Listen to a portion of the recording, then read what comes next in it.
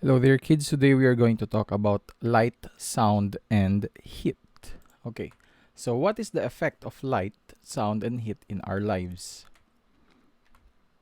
Importance of light helps us see things, of course. Without the sunlight, main source of light natin, we won't be able to see things around us. Okay, so syempre with the help of your eyes din. Pero yun na nga, your eyes will be useless without the light naman. And vice versa, technically. Even at night, no, even with the absence of sunlight, we still have electricity, and this can provide us light from light bulbs. So it still enables us to see even at night. So even closed offices, rooms can still function because of light. Kahit gabi, you'll still be able to see around you because of light. Okay, so that's why light is very important kasi without light, the presence of light, it's like you're blind. No, parang wala kang nakikita, zero, nothing. So light basically keeps us warm and light keeps us alive. What do you mean by keeps us alive? What do you mean by that? Syempre, with the help of light, we will have the process of photosynthesis with the help of plants, no? So photosynthesis is the basic procedure or process of plants making food for them to live, for them to survive. So with the presence of light, plants are alive, and with the presence of plants, we are alive kasi they are the ones who are responsible for supplying oxygen to us beings. Okay. So transparency refers to how an object allows light to pass through. Transparency depends on the materials an object is made of. A transparent object allows light to pass through. This is basically ideal for windows. Of course, for a well-lit room. Kasi pag morning, you don't need to turn on your lights na, unlike for if you live in an apartment. Walang source of light. Well, may mga windows naman, pero if, like for example, in this photo, you are basically saving electricity because you don't need to turn on any light kasi nandyan na. Transparent windows, transparent doors, everything na transparent. Imagine pati CRO transparent. Ano ba naman yan? Would you allow that in your house? Of course not. Diba? So basically, this is the idea of everything to save electricity nga. So transparent lahat. Okay. So plastic and glass covers for protection and design. So yung books ninyo, to give it a nice look and also to protect it from scratches. Yung clock ninyo, if you have a wall clock there, makikita nyo na may glass siya. So, it's for protection. And of course, para hindi masira yung mechanism niya sa loob. And of course, mga glasswares ninyo, you keep it there mga ceramics ninyo, inside a cabinet through a transparent, glass. Para you'll be able to see what's inside. Parang design na nga, like what I've said, for design purposes. Kasi may mga cabinets naman that are actually closed. So objects that allow only some or little light to pass through are called translucent or semi-transparent. Again, yung kanina, transparent object allows light to pass through. While in this case, objects that allow only some or little light to pass through are called translucent. Okay? Or semi-transparent. So allows light to pass through but only minimal detail of the object on the other side of the translucent material. So for example, ito, you can see the hands here. If this is a transparent glass, you'll be able to see the exact same thing. But in this case, because of the texture of the object, less of the details can be seen, which is the hand. Also, one example is this one din. So of course, you know that it is a human being, but basically you will not be able to see much details regarding to what is on the other side. And also for designs as well. Parang it's better if you'll be able to see it this way sa mga design na yan rather than it being transparent. Kasi kung transparent siya, parang you'll be able to see the light bulb entirely and then parang wala lang. Parang protection lang siya. Well, in this case naman, having this translucent object, we'll be able to add design. Maganda siya para sa surroundings natin. So materials that completely block light are called opaque. Okay? Opaque. So, objects that do not allow light to pass through them are called opaque objects. So, for example, itong wood na to.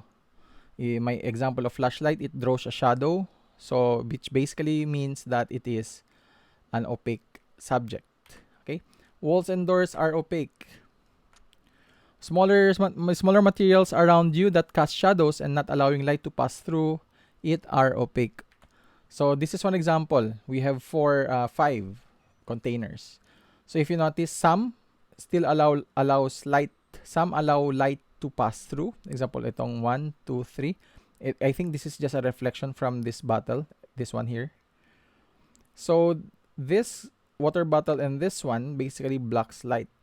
No, it blocks the light. So you can consider this two as basically opaque. Ito namang tatlo na to are translucent. Okay, none of them are transparent because if you can see, iba yung pagdaan ng light sa kanila. You might say for this bottle it may be transparent, but still it is transparent though, but somehow considered translucent kasi nga you won't be able to see the exact detail as what you want to see. Okay, importance of sound. Tapos na tayo sa light. Ito ngayon naman ang sound. Enables us to hear things around us. Sound travels actually through sound waves. So, ganyan lang yung pag-travel ng sound wave. Communication and entertainment-wise, Communication. So, for example, two people talking. So, ito yung... That's why it's very important for sound, no? Kasi kung wala, like for example ngayon, if you won't be able to hear sound, to hear anything, so this discussion between me and you is useless. Wala. Parang it's like you are just reading everything without even further explanation like what I'm doing right now. Class, especially ngayon in an actual classroom, teacher and students, conversation between two parties sa office and elsewhere, 'di ba? So, importance of sound yan. Ito, entertainment-wise, listening to music, watching movies. Imagine watching a movie without audio, walang subtitle, lip reading kayo. So, you're basically just analyzing what's happening around through the actions of mga actors and actresses, di ba? That's why importance of the sound is very important.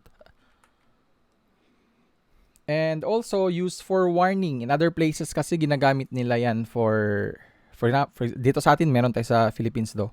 I mean sa Zamboanga, sa City Hall at saka dito sa Westmincom. We have the sirens here, pero mainly ginagamit sila just to notify that it's already 8 a.m. and 5 p.m. So parang yun lang ang use nila. Walang ibang for now. Although in other places it is used for emergencies. Especially sa Japan, there are lots of this na scattered around the city.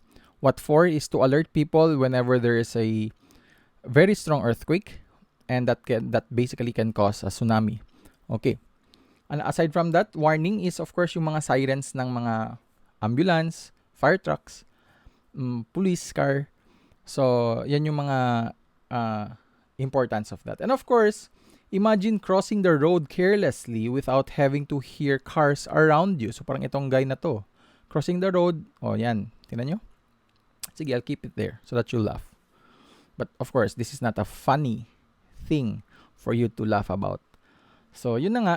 I hope that if you cross the road, even though you are deaf, you should be able to check left and right.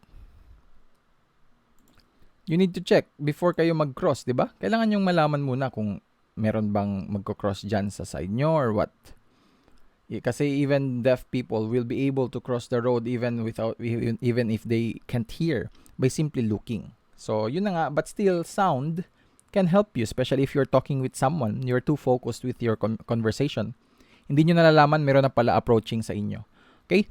So, that's one example. That's why sound is important. Importance of heat. Not just light alone, but heat keeps us alive as well. Okay, of course.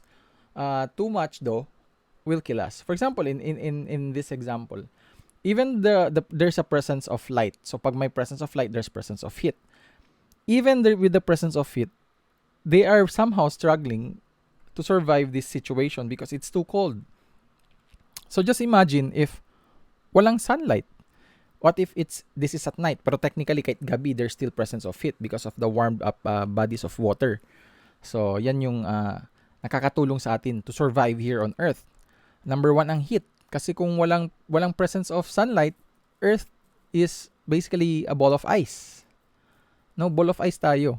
Walang heat source. So, buong solid ice tayo. So, with the presence of heat, yun na nga, nagkakaroon tayo ng parang balance of heat and extreme coldness. Kasi imagine nyo, even with the presence of sunlight, the northern and southern hemisphere experiences snow. Yung mga situation na ganito nga, extreme coldness, depending on the time of the month. So, imagine na lang pag wala. So, that's why heat is very important. Okay? So, this is also used for cooking. Of course, without heat, you won't be able to cook. Although, at some point, di ba? So, yan. Basic yan. Used for drying. Of course, with the use of sunlight, kailangan natin i-dry yung mga clothes natin. Without sunlight, it will take time for your clothes to dry. And if without sunlight, without proper drying, there's a chance that your clothes will not smell good after. Disadvantage yun siya. And of course, drying your hair as well. And hindi lang clothes and hair. Pwede rin used for various processing such as drying of food. Mga dried fish natin dyan and such. Maraming processes pa na pwedeng i-dry. Even yung mga fruits, pwede rin i-dry for preservation purposes. Okay? So this is basically the importance of light, sound, and heat sa ating lives. We can basically use them for our own personal benefit. Okay? So that's it for today.